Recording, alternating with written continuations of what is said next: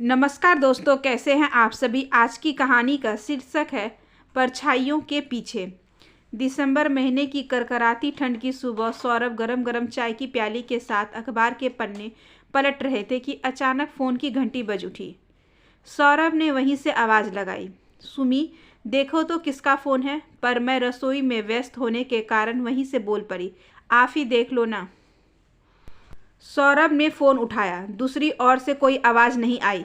सौरभ बुदबुदाने लगे, पता नहीं कौन है जो पिछले 2 दिनों से फ़ोन पर तंग कर रहा है और बोलता कुछ नहीं है। इसी बुदबुदाहट में सौरभ खींच में ही रिसीवर पर बोल पड़े, बोलो भाई, क्यों तंग कर रहे हो, कुछ बोलते क्यों नहीं। पर उधर से कोई उत्तर न पाकर सौरभ गुस्से में रिसीवर पटक कर बाथरूम की ओर चल दिए। मैं जल्दी से नाश्ता बनाने लगी ताकि सौरभ समय से ऑफिस पहुंच सके।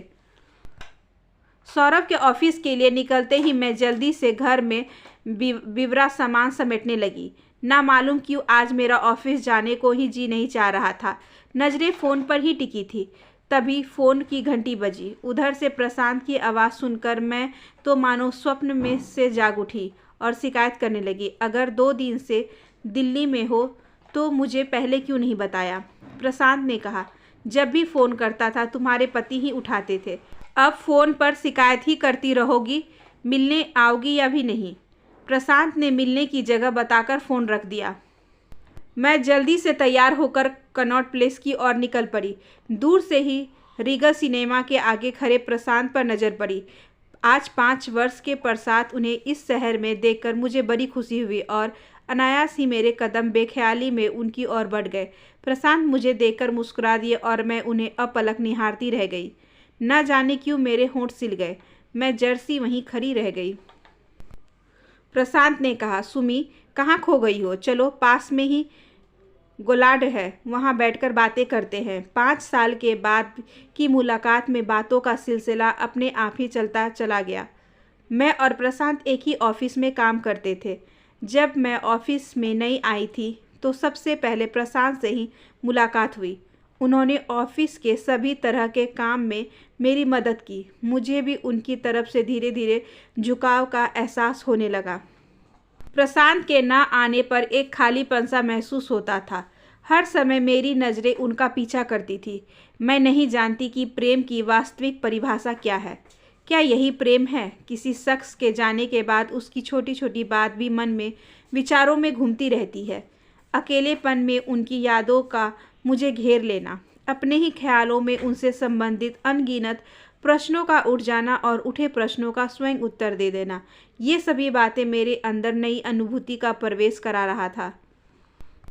उनकी हर बात ने, काम करने के तरीके ने मुझे मोहना शुरू किया और मैं उनकी ओर खिंचती चली गई। अनजाने में ही मैं उनके आने का इंतज़ार करने लगी। मेरी नज़रें प्रशांत को देखने के लिए बेताब रहने लगी। वह शख्स जो मेरी ज़िंदगी में एक नया रंग लेकर आया, उसके व्यक्तित्व के आगे मैं अपना घर, अपने पति, अपने बच्चे, यहाँ तक कि मेरा समाज से अलग स्थान है। मेरे नाम के स्थान मेरे परिवार का नाम जुड़ा हुआ है। इन सभी चीज़ों को भूलने लगी। न जाने कितनी दबी आकांक्षाओं, भावनाओं और अधूरी कामनाओं की पूर्ति प्रशांत के व्यक्तित्व में मैं देखती थी। मैं मन ही मन चाहती थी कि वह मुझसे कुछ कहे। मैं जितनी भावुक थी उतने ही वह संयमित और संतुलित थे। प्रशांत ने कभी मुझसे काम के अलावा कोई बात नहीं की, परंतु मेरी अबोली आंखों ने शायद वह सब कुछ कह दिया जिन्हें शब्दों में परिभाषित करना जरूरी नहीं था। ऐसे ही एक दिन उनके जन्मदिन की अनुपम अद्वितीय बेला पर मैंने उन्हें एक छोटा सा कार्ड दिया, जिसे उन्होंने सहजता से धन्यवाद स्वीकार कर लिया। मानो मुझे इस प्रकार की संतुष्टि मिली। मेरी भावनाएं ऐसी थी जिन्हें मैं शब्दों में अभिव्यक्त न कर सकी, परंतु एक अनजाना सा सुकून मिला मुझे। मैंने चाहा कि समय यहीं पर थम जाए। किसी के व्यक्तित्व से अभिभूत होकर, बिना अविलंब और अभय होकर मैंने बिना परिणाम की इच्छा के निवेदन किया। मालूम नहीं यह दिव्य स्वप्न था या ब्रह्मा व्यक्तित्व का आकर्षण, परंतु मुझे इस शांति से ही सुकून था। क्या सच क्या झूठ जीवन रूपी नाव को चलने के लिए छोड़ दिया, परंतु मैं इस बात से अनजान थी वह मेरे तथा मेरे परिवार के बारे में सब कुछ जान चुके थे। शीघ्र ही प्रशांत ने ऑफिस के स्थानांतरण के लिए प्रार्थना पत्र दे दिया और प्रार्थना पत्र शीघ्र स्वीकार भी हो गया।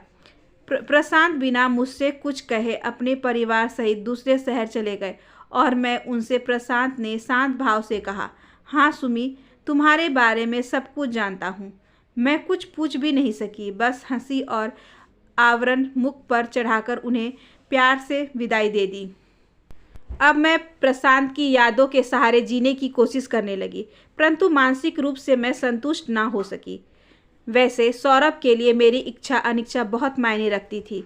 मैं अपनी ओर से उनको खुश रखने में कोई कसर नहीं छोड़ती थी, परंतु सब कुछ होने के बावजूद एक कसक सी थी मेरे मन में। कुछ था जो मैं चाहती थी और नहीं मिल पा रहा था मुझे। मैं सौरभ में एक अलग व्यक्तित्व की छवि देखना चाहती थी, मगर कैसे? वैसे मैं उन लोगों में से थी जो जिंदगी की छोटी छोटी बातों में भी खुश हो जाया करते हैं। जब मैं हंसती थी तो मेरी हंसी की आवाज़ दूर तक जाती थी, परंतु आज ऐसा नहीं था। सौरभ मुझसे शिकायत करते थे, इतना कुछ तो दिया था उन्होंने, लेकिन शायद मेरे सोचने के ढंग में ही गलती थी। बस इन्हीं विचारों में उलझकर मैं अपने को दोषी ठहराते हुए सोचती थी कि मैं परछाइयों के पीछे क्यों दौड़ रही हूँ। पर मैं अपने अंतर्द्वंद को अभिव्यक्त नहीं कर सकती थी कि मेरी कुछ अपूर्ण हसरतें भी हैं। अपनी इच्छाओं को मैंने मन में ही मार लिया है। किन विचारों में खोई हुई हो सुमी? प्रशांत ने पूछा। कुछ खास नहीं, बस यही सोच रही थी कि मैं कहाँ से कहाँ पहुँच गई हूँ। सब कुछ समझता हूँ। तुम्हारी वो अबोली आंखें मुझसे क्या कहना चाहती थी, तुम क्या चाहती थी, सब कुछ मुझे समझ में आ गया था। उन्हीं अबोली आंखों के डर से मैं दूर चला गया।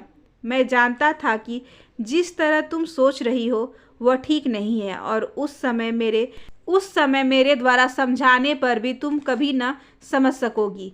भविष्य को देखते हुए मेरा यहाँ से जाना ही उचित था, और जाने से पहले मैं तुम्हें कुछ न कह सका, परंतु आज मैं तुमसे वह सब कुछ कहना चाहता हूँ जो उस समय ना कह सका था। अच्छा, तुम अब सोचने भी लग गई हो और अच्छे शब्दों में बोलने भी लग गई हो। अच्छा, अब बताओ, तुम्हें जाने की जल्दी तो नहीं है? मुझे तुमसे कुछ ज़रूरी बातें करनी है। वैसे मैंने तुम्हारे लिए खाना का ऑर्डर कर दे दिया है। प्रशांत ने एक पैकेट मुझे देते हुए कहा, देखो मैं तुम्हारे लिए क्या लाया हूँ। मैंने आश्चर्य से प्रशांत को देखते हुए कहा, तुम्हें अब तक मेरी पसंद याद है? प्रशांत के कहे वाक्य पर मुझ पर टिकी गहरी नज़रें ने इतने में ही शायद बहुत कुछ कह दिया था। शायद प्रशांत मेरे मन में उमड़ते तूफान को समझ चुके थे।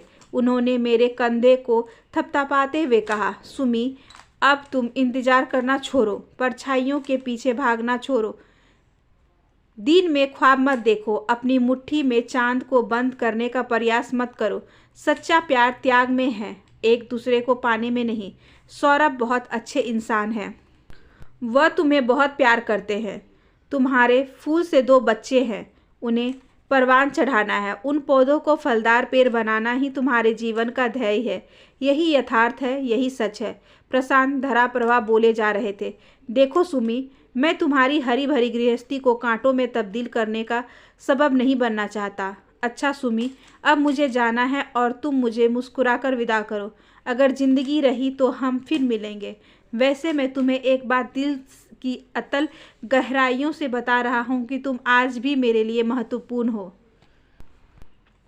मैंने प्रशांत को हंसते हुए विदा किया और अपने को संभालते हुए दूर तक उन्हें जाते हुए देखती रही। जानती थी शायद ही ऐसा सुखद संयोग एक बार फिर मेरे जीवन में प्रस्तुत हो कि प्रशांत दोबारा मुझे फ़ोन करे या बुलाए। प्रशांत के जाते ही मैं इस मुलाकात के एहसास में खो सी गई और अपने मानसिक द्वंद्व को शब्दों में अभिव्यक्त करने की क्षमता मुझ में नहीं थी। मेरी यह पीड़ा, मेरा यह द्वंद्व अनिर्वचनीय है, अकथनीय है, सिर्फ मेरा है, मेरा। परंतु इस मुलाकात से एक भीना भीना सा एहसास, एक चाहत, एक उमंग मेरे दिल में अंगड़ाई लेने लगी कि किसी के दिल में मेरे लिए एक विशेष स्थान है, किसी को मेरी चाहत है। एक एहसास जो बिना शब्दों में अभिव्यक्त किए नज़रों में न जाने कितनी भावनाएं अभिव्यक्त कर गया। उनके बोल, जिन्हें सुनने के लिए मेरा मन भटकता था। बहुत सुखद था वो क्षण। आशा करती हूँ कि आज की ये छोटी सी कहानी आपको अच्छी लगी होगी। अगर अच्छी लगी हो तो please like, share and subscribe करें हमारे चैनल को। ज़्यादा से ज़्यादा शेयर करें और बेल आइकन को ज़रूर प्रेस कर लें ताकि अगली वीडियोज़ की नोटिफिकेशन आपके पास सबसे पहले पहुँचे। धन्यवाद।